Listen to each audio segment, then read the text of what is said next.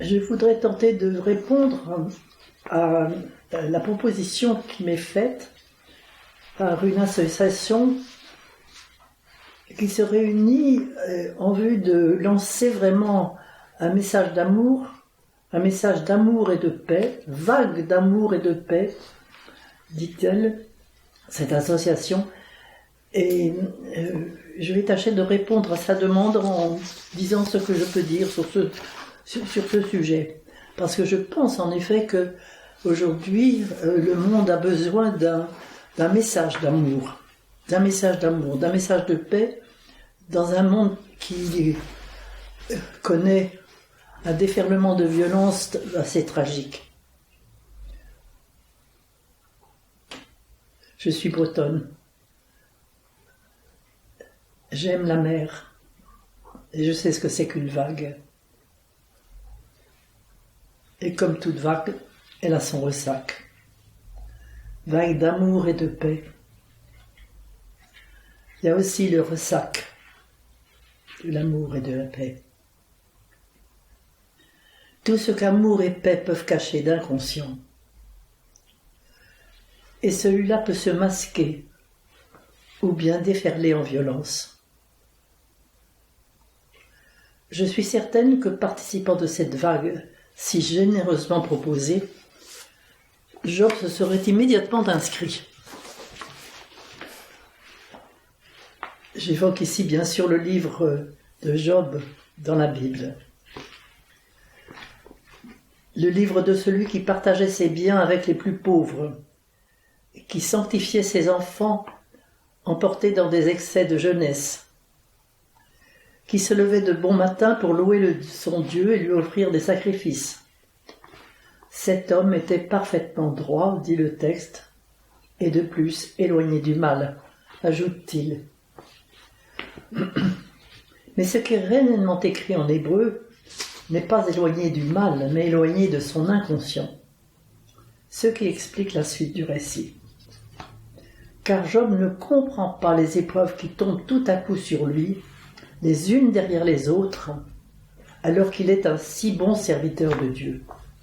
Il s'attendait à être récompensé, et il est totalement démoli dans sa vie affective, la mort de ses enfants, dans sa vie matérielle, ses maisons, son cheptel, tous ses biens disparaissent, sa vie spirituelle, totalement ébranlée dans sa foi, telle qu'elle était représentée et qu'elle va être représentée par ses trois amis qui viennent vers lui pour lui rappeler la puissance divine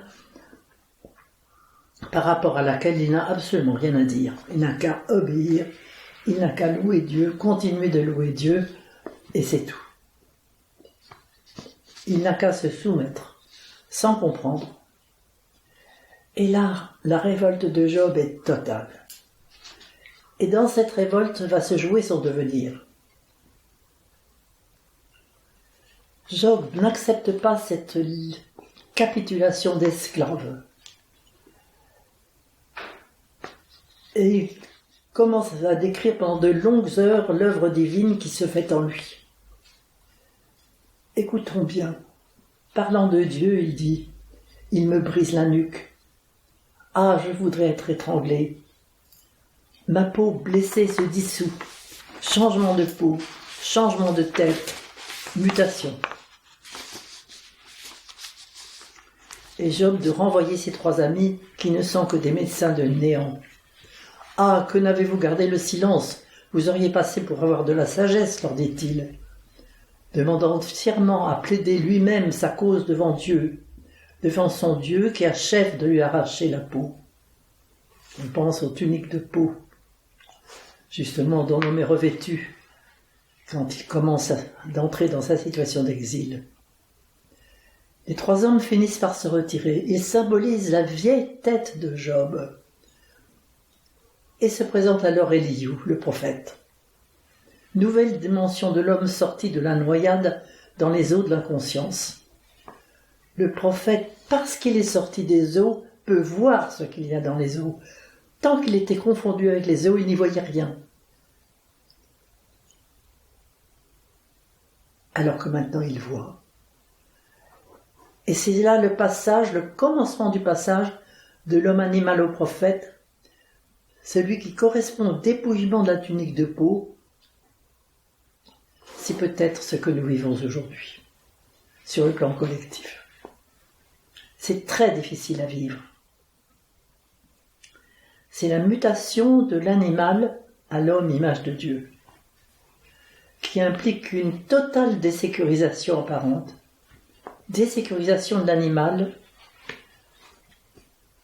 invitation à une nouvelle nature, conforme à l'œuvre divine, au milieu divin, dont parlait Teilhard de Chardin, à sa relation à Dieu.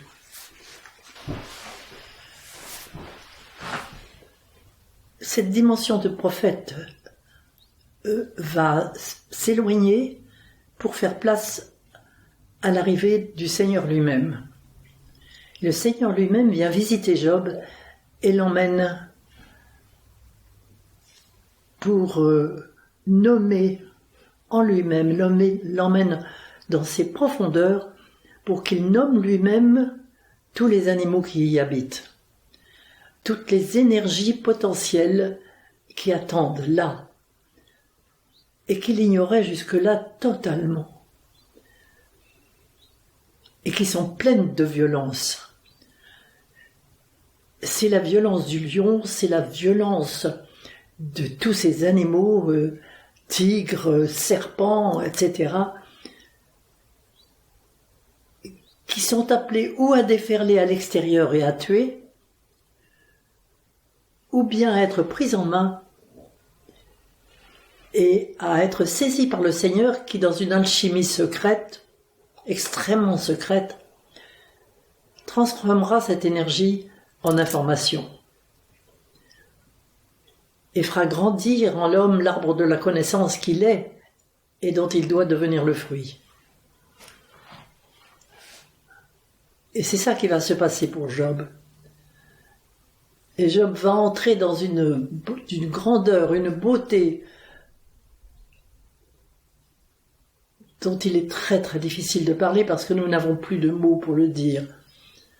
Alors le langage employé est un langage symbolique qui nous dit que ces trois filles lui sont rendues. Qu'est-ce que ça veut dire, ces trois filles?